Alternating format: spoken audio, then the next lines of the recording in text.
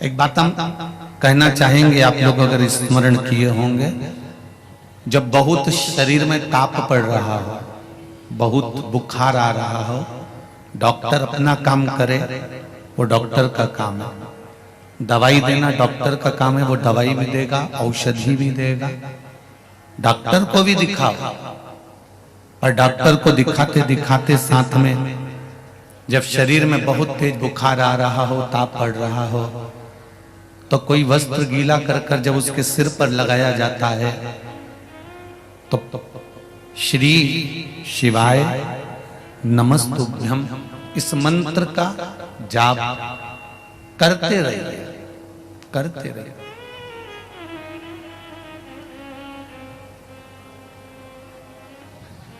औषधि का कार्य करेगा।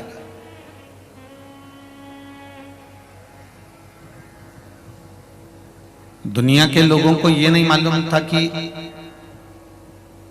जिस बेलपत्री को हम भगवान शंकर पर समर्पित कर रहे हैं, यह बेलपत्री भी एक औषधि है।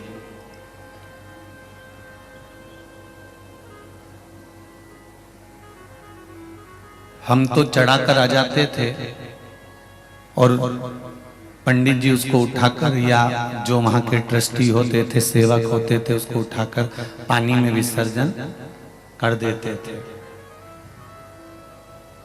पर शिव महापुराण के माध्यम से आज आपको ये ज्ञात तो हो गया कि बेलपत्री में, एक बेलपत्र में वो औषधि होती है कि वो ब्लड प्रेशर, शुगर,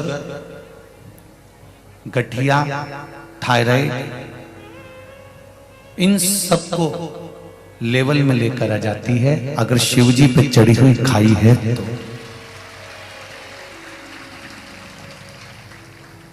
पहले लोगों ने बहुत हंसी करी कि बेलपत्र खाने से कोई रोग मिटता है, बेलपत्र खाने से कोई, बेलपत्र शिवजी पे चढ़ी हुई खाने से क्या रोग समाप्त होगा।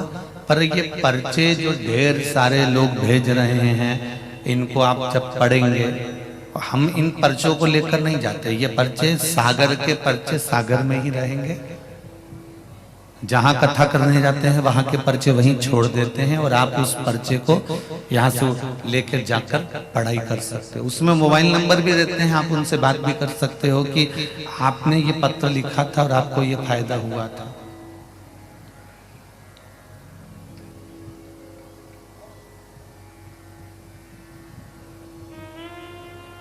सीहोर वाले महाराज के जहां जहां कथा करने जाते हैं वहां कोई रिश्तेदार नहीं होते कि हम यहां से कह दें कि आप खड़े हो जाओ और आप बोल दीजिए।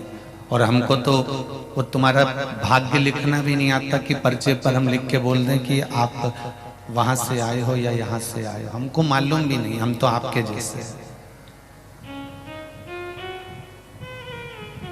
लिखा हुआ बाचते हैं तो केवल शिव महापुराण का बाचते हैं कि पुराण में लिखा है कि एक बेलपत्र का जो पत्ता है वो शिव को समर्पित कर देने के बाद, जैसे सत्यनारायण भगवान का प्रसाद अलग से कर रख दो और सत्यनारायण जी के सामने रख दो, पंचामृत सत्यनारायण जी के सामने रख दो और अलग से रख दो, जो भगवान के सामने सत्यनारायण का भोग लगा होगा उस प्रसाद में स्वाद आ जाएगा।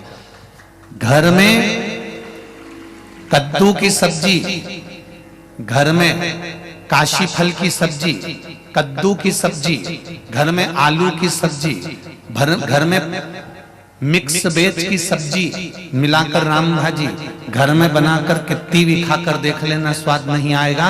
पर माता रानी का भंडारा चल रहा होगा, राम जी का भंडारा चल रहा होगा, उस भंडारे के भोजन में स्वाद आएगा। कभी भंडारे की पूड़ी और सब्जी खाकर देखना, खाइए। कभी भंडारे की पूड़ी और सब्जी खाकर देखना। पूड़ी भी उंगली के बराबर तो मोटी, और तुम्हारे घर में बनती है एकदम पतली। उंगली के बराबर पूड़ी मोटी, और सब्जी का छिलका भी नहीं उतरा होता है, उसमें नमक का भी ठिकाना नहीं होता है, मिर्ची भी पता नहीं होती है कहाँ गई, पर वो सब्जी भगवान को भोग लग जाती है, इसलिए उसका स्वाद बढ़ जाता है।